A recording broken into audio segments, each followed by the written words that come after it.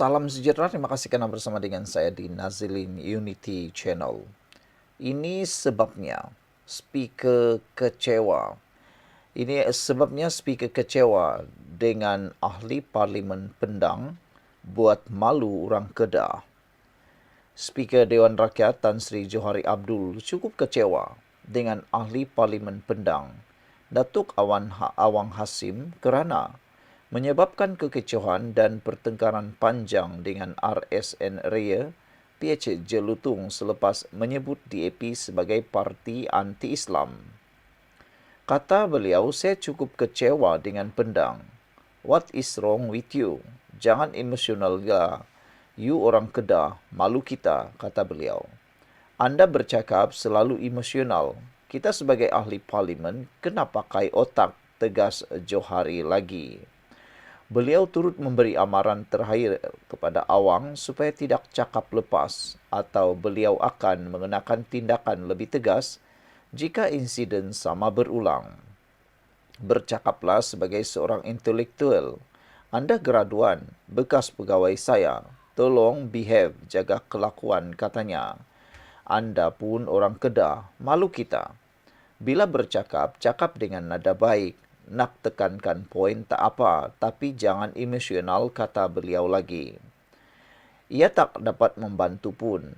Ini last warning dari saya, kata Johari kepada beliau pada sesi perbahasan rang undang-undang Majlis Media Malaysia 2024 di Dewan Rakyat hari ini.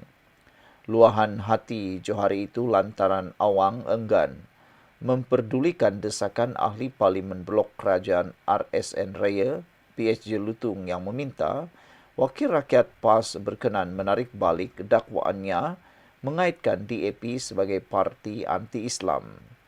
Awang mendakwa pemimpin DAP sering membuat tuduhan terhadap pembangkang khususnya ke atas kerajaan Kelantan. Suasana hinggar bingar Dewan Rakyat semakin menggelagak selepas Datuk Seri Dr. Syaidan Kasim PN Arau turut bangkit mengecam DAP dan meminta Raya menarik balik kenyataannya yang menyebut DAP pembela Islam. Ekoran berlarutannya kekecewaan, timbalan Speaker Dewan Rakyat Datuk Dr. Ramli Muhammad Noor yang menggantikan sesi perbahasan kemudiannya memberikan teguran tegas kepada semua ahli parlimen supaya berbahas secara berhema. Tolong dengar semua, kekecewaan timbul kerana tak ikut peraturan, katanya. Antaranya, perkara 36 dalam kurungan 10, perkataan yang boleh menimbulkan sakit hati atau permusuhan antara satu kaum dengan kaum lain atau langgar mana-mana syarat dalam perlembagaan atau akta hasutan. Polemik yang berlaku semua pasal ini. Jadi ambil maklum peraturan 42, katanya lagi. Saya tak nak lagi berlaku tindakan mempersenda atau perkara tidak sepatutnya semasa bersidang.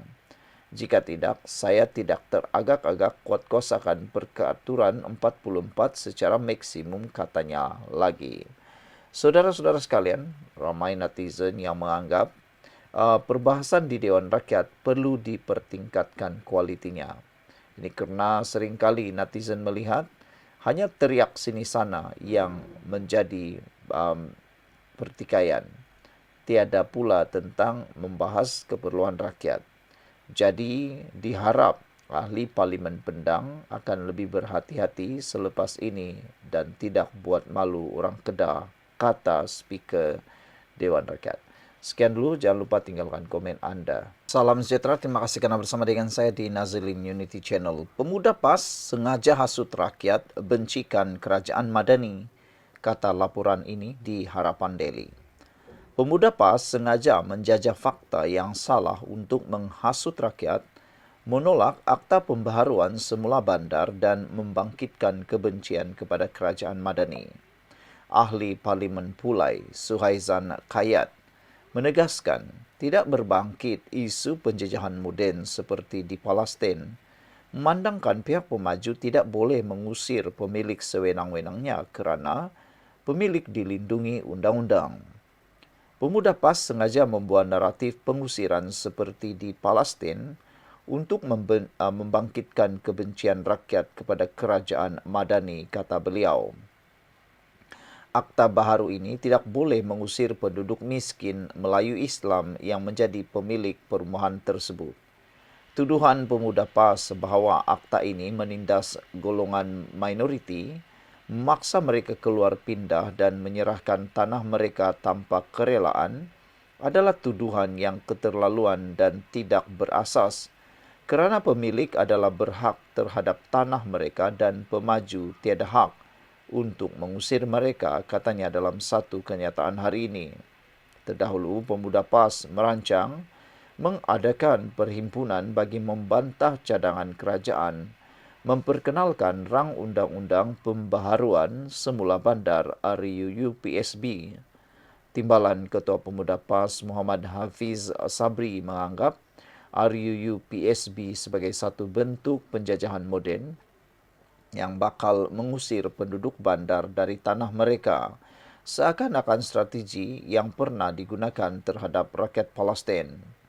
Mengulas lanjut, Suhaizan berkata, cadangan pemuda PAS untuk mengadakan perhimpunan membantah RUU PSB membuktikan saya parti pembangkang itu mempunyai pemikiran sempit dan anti pembangunan. Adalah tidak logik sama sekali untuk pemaju mengusir pemilik yang sah sesuka hati.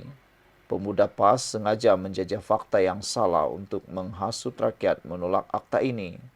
Sebaliknya, fakta yang tidak disebutkan oleh pemuda PAS adalah melalui akta ini pemilik yang mempunyai hak terhadap rumah yang terlibat bakal menikmati hasil daripada pembangunan semula kawasan perumahan berkenaan.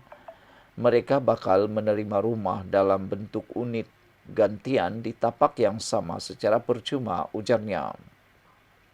Selain itu, Suhaizan menegaskan bahawa pembaharuan semula bandar bukanlah agenda baru di bawah kerajaan Madani, tetapi telah pun digerakkan sejak tahun 2020 di bawah pemerintahan kerajaan terdahulu semasa PAS berada dalam kerajaan.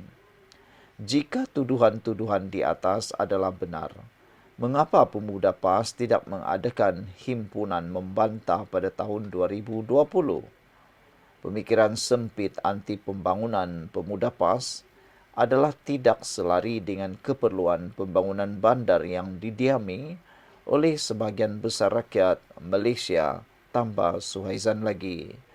Saudara-saudara sekalian, ini perkara yang paling perlu diketengahkan, yaitu tindakan parti pembangkang yang cuba sengaja menghasut kerajaan, menghasut rakyat. Cuba menghasut rakyat untuk bencikan kerajaan Madani. Sekian dulu untuk kali ini. Jangan lupa tinggalkan komen anda.